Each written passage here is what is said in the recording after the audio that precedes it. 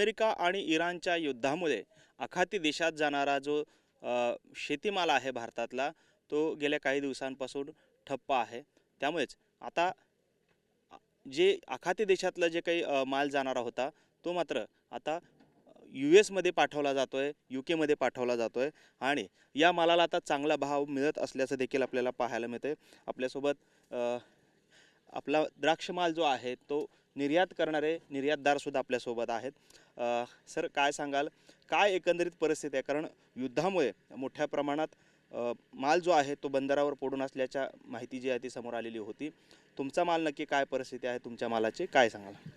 नाही, बंदरावरती आखाती कंट्रीतला होता, पण आता तो सगळं डायवर्ट इकडं UK USA याला जात आहे. त्यामुळं मार्केटवर कसलाही परिणाम नाही आहे आणि दरवर्षापेक्षा जास्त मार्केट आम्हाला मिळतं आहे. आणि ह्या वर्षी 160 रुपयापर्यंत युरोपचे रेट आहेत. त्यामुळं आम्ही समाधानकारक आहे. आणि बघा, खरं तर नेहमी तुम्ही आखाती देशामध्ये माल पाठवत होतात, तिथला दर आणि आता US मध्ये मिळणारा दर काय फरक आहे आणि तुम्ही समाधानी आहात का? रेट तर चांगला आहे, कारण मालाचं शॉर्टेज आहे. माल कमी आहे. इंडियामध्ये 30 ते 35% माल ह्या वर्षी उपलब्ध आहे. त्या कारणास्तव माल कमी पडत आहे, म्हणून शॉर्टेज झाल्यामुळं UKला दर चांगले मिळत आहेत आपल्याला.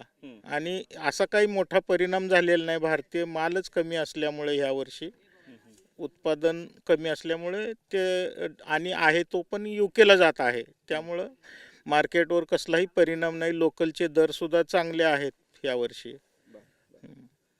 आपण पाहतोय द्राक्ष उत्पादक शेतकरी आहेत, निर्यातदार सुद्धा आपल्यासोबत आहेत, कंपनीचे मॅनेजर. काय परिस्थिती आहे? कारण युद्ध सुरू झाल्यामुळे आखाती देशात आपला माल जो आहे तो जात होता. यंदाच्या वेळेस मात्र या युद्धामुळे त्याच्यावरती परिणाम झालेला पाहायला मिळालेला होता. आजची परिस्थिती काय आहे? कशा पद्धतीनं कुठून मागणी जास्त होते? सध्या युरोपचं मार्केट स्टेबल आहे. रेट पण शेतकऱ्यांना चांगला मिळतो आहे. थोडं एक्सपोर्टरच्या दृष्टीनं थोडंसं त्रासदायक आहे. जे कंटेनर दरवर्षी 30 ते 40 दिवसामध्ये पोहोचत होते, ते कंटेनर यावर्षी जो पहिला कंटेनर पोहोचला त्याला जवळपास 55 दिवस लागले. त्यामुळं जे सीप वगैरे डायव्हर्ट करून प्रयत्न चालू आहेत. आणि असं काही परिणाम झाला तो कॉस्टिंगवर परिणाम झालेला एक्सपोर्टरच्या, पण शेतकऱ्यावर त्याचा कुठलाही परिणाम झालेला नाही. बाजारभाव अगदी टिकून आहेत. 155, 60, 165 रुपयापर्यंत बरेच जण आपापल्या परीनं रेट देत आहेत. आम्ही पण चांगला शेतकऱ्यांना रेट देतो आहे. सोलापूरमध्ये जेवढा माल आहे तो आम्ही सगळा जवळपास घेतलेला आहे. कुणाचंही त्यामुळं नुकसान व्हायची शक्यता फार कमी आहे, फक्त युरोपसाठी. आणि ज्यांनी समजा दुबईसाठी माल बनवला होता त्यांना मात्र प्रॉब्लेम आहे. म्हणून माझं शेतकऱ्यांना हेच आव्हान आहे की बाबा तुम्ही रेसिड्यू फ्री द्राक्षे बनवा, जेणेकरून तुम्हाला जगाच्या पाठीवर कुठे विकता येईल. आता बघा, ज्या शेतकऱ्यांनी रेसिड्यू फ्री माल बनवला होता किंवा युरोपसाठी बनवला होता ते लोक अगदी सहज निघून गेले, त्यांना डबल भाव मिळाला. पण ज्यांनी काळाबरोबर त्यांनी काही बदल केला नाही स्वतःमध्ये, रेसिड्यू फ्री प्रत्येकजण बोलतं की बाबा विषमुक्त द्राक्षे खा किंवा विषमुक्त अन्न खा, ऑर्गॅनिककडे वळा, हे प्रत्येकजण आता अवेअर व्हायला लागलं आहे. ह्याच्यामधून एक मला असा संदेश द्यावा वाटतो की प्रत्येक शेतकऱ्यांनी हे विषमुक्त द्राक्षे बनवायला पाहिजेत, जेणेकरून त्याला डोमेस्टिक मार्केट म्हणा किंवा युरोप मार्केट आहे ते चांगलं मिळून त्यांना चांगला दर मिळू शकतो. त्याचा आरोग्यावर पण चांगला परिणाम होतो. विषमुक्त खाल्ल्यामुळं आजार पण भरपूर वाढत आहेत. एक माझा छोटासा संदेश आहे की बस सगळ्यांनी असं रेसिड्यू फ्री द्राक्षे बनवावी आणि जगापुढं एक चांगलं आदर्श निर्माण करून द्यावा, एवढंच मला बोलायचं. खरं तर युद्धामुळे आखाती देशामध्ये माल जात नव्हता आणि कुठेतरी एक्सपोर्टरवरती टीकेची झोड जी आहे ते उठवली गेल्याचं पाहायला मिळालं. नक्की काय प्रकार होता, त्याच्या संदर्भात आपलं काय मत आहे? होतं बरं का, खरोखर अडचणी होत्या. जहाज मिळत नव्हती, पण बऱ्याच जणांनी प्रयत्न करून आता जहाज अवेलेबल होत आहेत.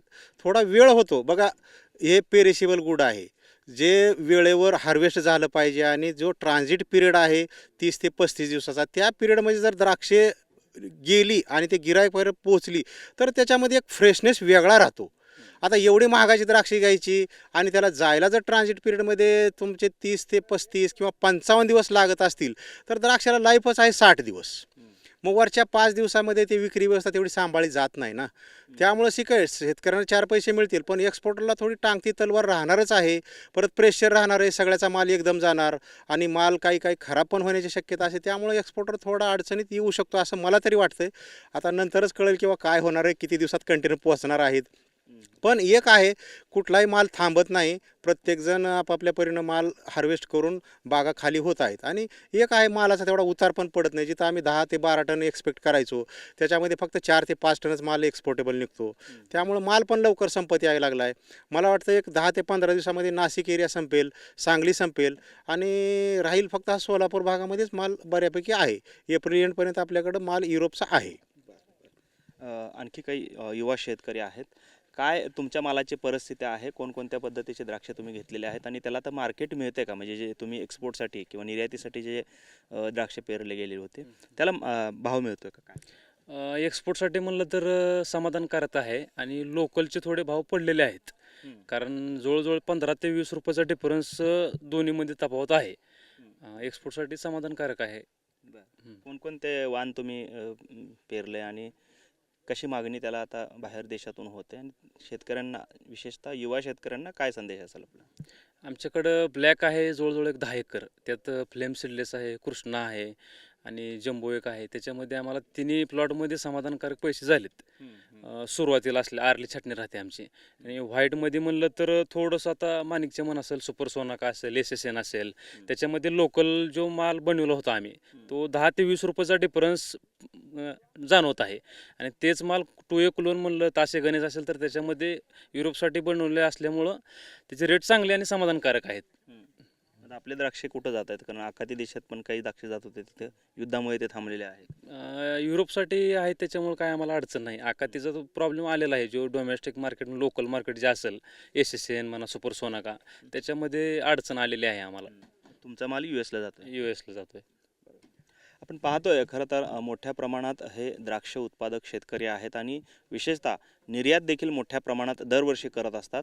यंदाच्या वर्षी आखाती देशांमधल्या युद्धामुळे या ठिकाणी त्यांचा माल जो आहे तो US मार्केटला सुद्धा विक्री होतोय आणि त्याला भाव जो आहे तो देखील चांगल्या प्रमाणात मिळत असल्याची भावना शेतकऱ्यांकडून व्यक्त होताना आपल्याला पाहायला मिळते. कॅमेरामन विनोद मुनाबादकरसह सागर सुरवसे, TV9 मराठी, सोलापूर.